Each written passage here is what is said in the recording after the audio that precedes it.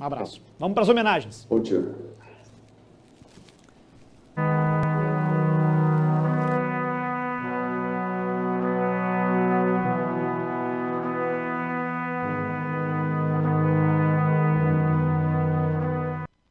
Bom, finalmente chegamos a um momento muito especial aqui no evento de hoje.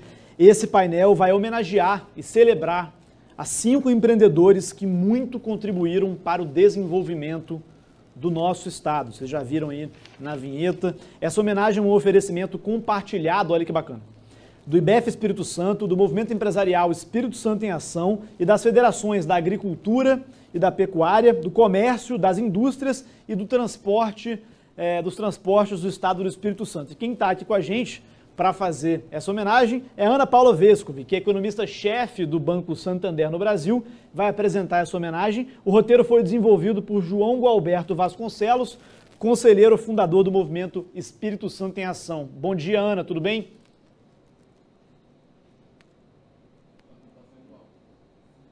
Estou sem o seu áudio aqui.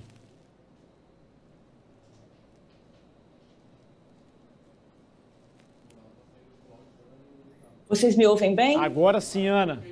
Sim. Perfeitamente. Bom. Tudo bem? Bom dia a todos. Estou muito feliz de estar aqui com vocês hoje. Obrigada pelo convite novamente.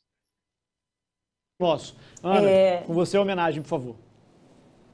Tá bom, gente. Antes de tudo, eu preciso confessar que eu estou muito feliz em prestar essa homenagem a pessoas que são realmente muito relevantes para a história do Espírito Santo e, como capixaba, para a minha história também, em particular. E eu decidi compartilhar esse momento com vocês, falando sobre legado, né? Legado é aquilo que nós transmitimos aos nossos filhos, aos nossos netos e às próximas gerações. E aí eu pergunto, né? Quanto vale ajudar a quem construiu um Estado com vocação empreendedora? Quanto vale ser eternizado por uma referência em seu segmento de atuação? Quanto vale inspirar as novas gerações de novos empreendedores? É aquilo que transmitimos às gerações que se seguem. E é disso que nós iremos falar aqui hoje, sobre esses grandes nomes capixabas.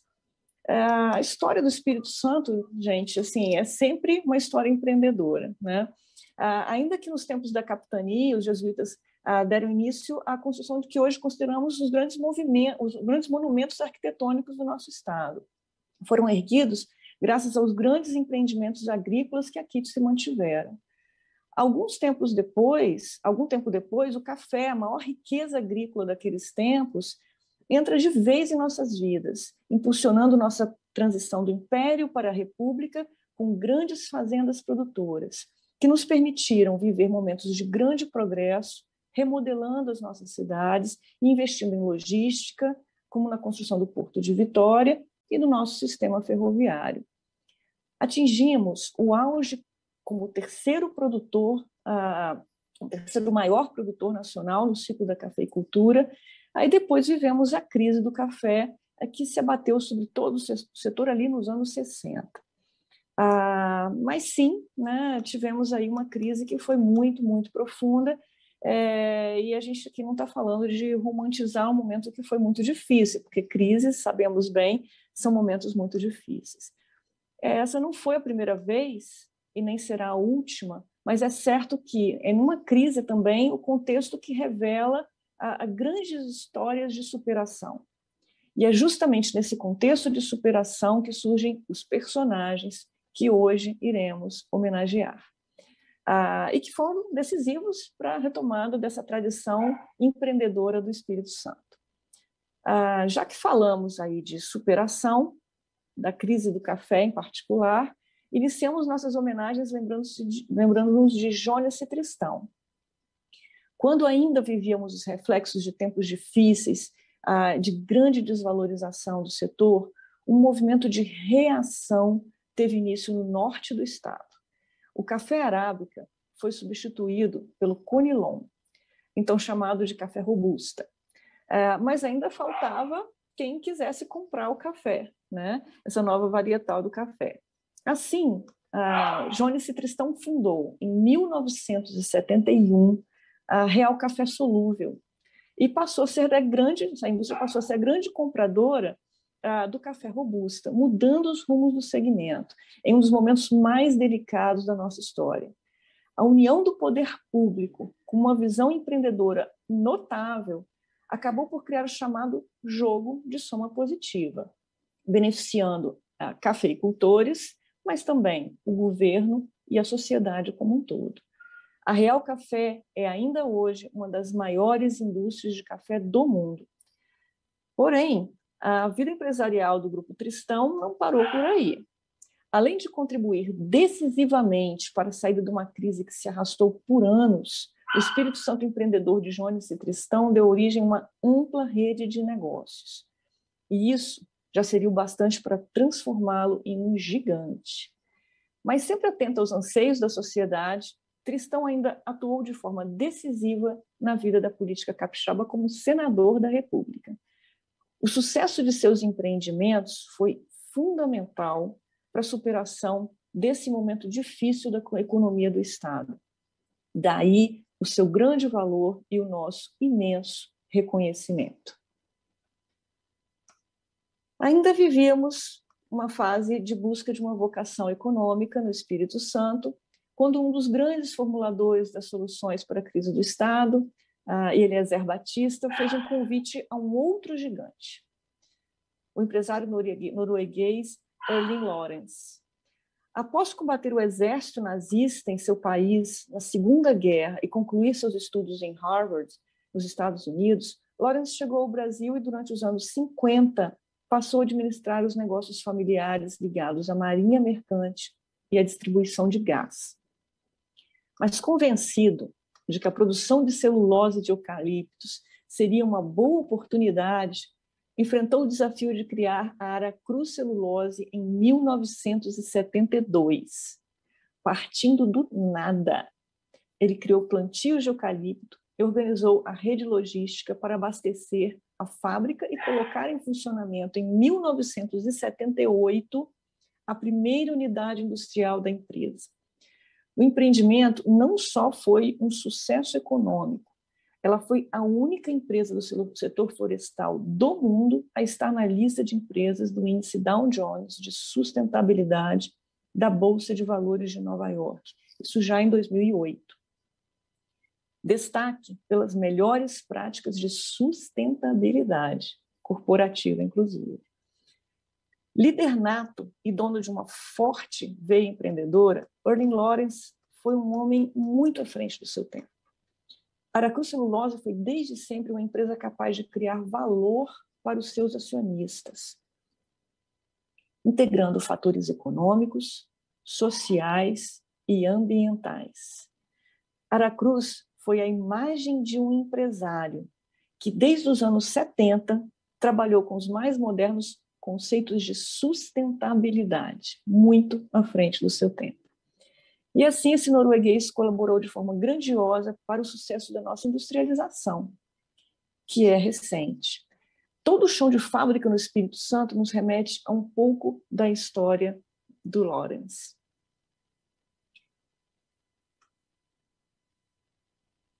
Carlos Fernando Lindenberg Filho, o Carrier, é outro nome notável.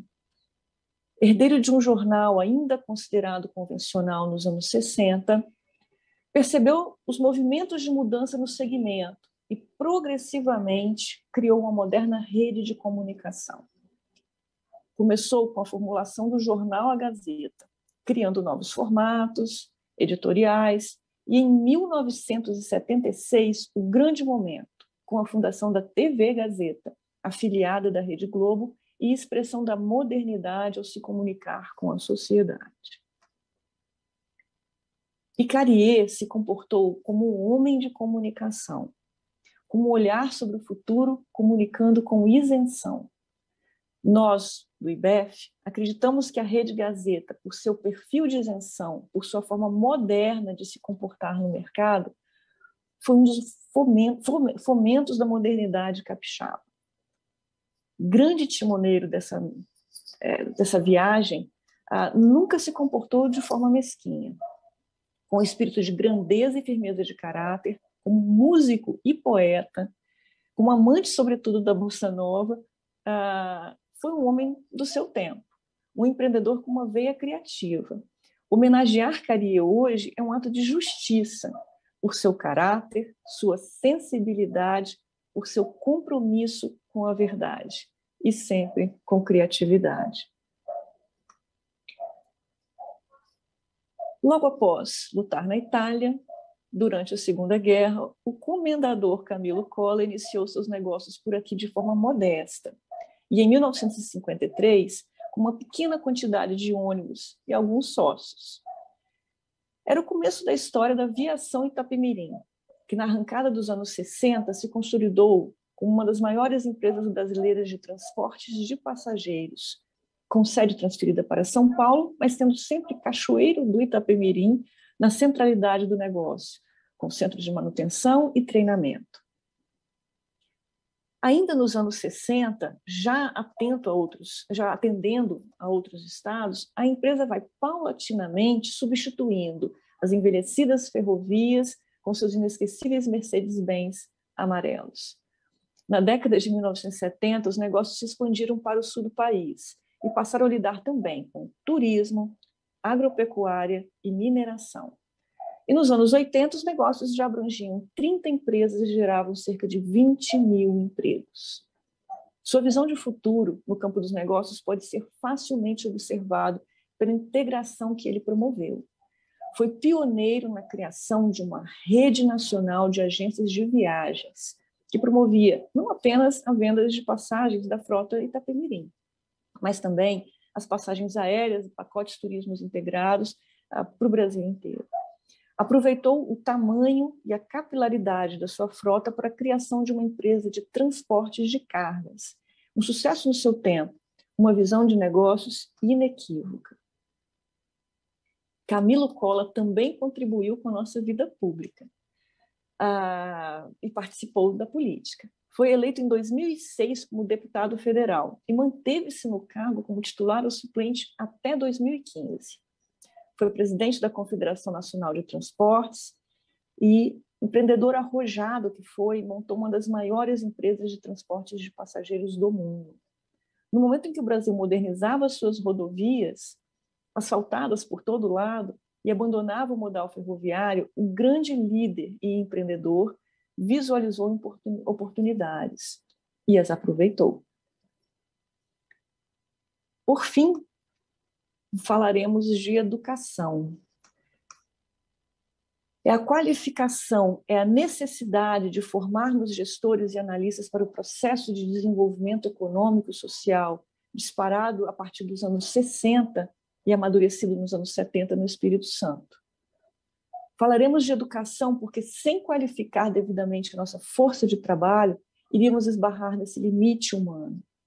Mas é importante registrar que deixamos para o fim também essa homenagem porque ela é especial, porque ela é feminina.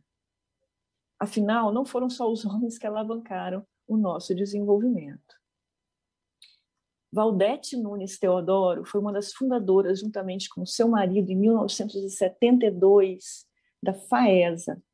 Tudo começou com um curso de administração, que se expandiu até ser transformado em um centro universitário grande e moderno. Com mais de 75 mil profissionais formados, muito contribuiu para essa fase de construção do Espírito Santo moderno a que nós estamos nos referindo. A pesquisa e a extensão são os pilares de excelência dessa instituição e da projeção internacional que as suas pesquisas adquiriram. E ainda se destaca seu movimento de inovação e empreendedorismo que vem fazendo a conexão entre o saber científico e as exigências de um mercado cada vez mais complexo. A professora Valdete Nunes Teodoro dedicou a sua vida à educação. Iniciou sua carreira como regente de classe em uma escola pública e passou por várias outras instituições de ensino em Vitória, deixando a sua marca de empenho e força intelectual. Fundadora da instituição, foi sua chanceler, dedicando seu tempo inicialmente à criação, mas posteriormente à expansão e consolidação de um centro universitário que hoje muito nos orgulha. E como mãe, criou os filhos que hoje administram a FAESA, dedicando a formação do seu caráter, mas também do seu talento educacional. Bom, como nós gostaríamos, né, de lembrar dessas histórias, olhando nos olhos de cada um desses grandes personagens capixabas. Mas eu disse que falaríamos de legado. E que legado? Legado é saber que a maior herança deixada por esses empreendedores é saber que os novos Joneses, Lawrence, Cariês, Camilos e Valdetes seguirão surgindo e engrandecendo o Espírito Santo. Surgirão porque estão num terreno fértil para o desenvolvimento de grandes negócios e grandes ideias.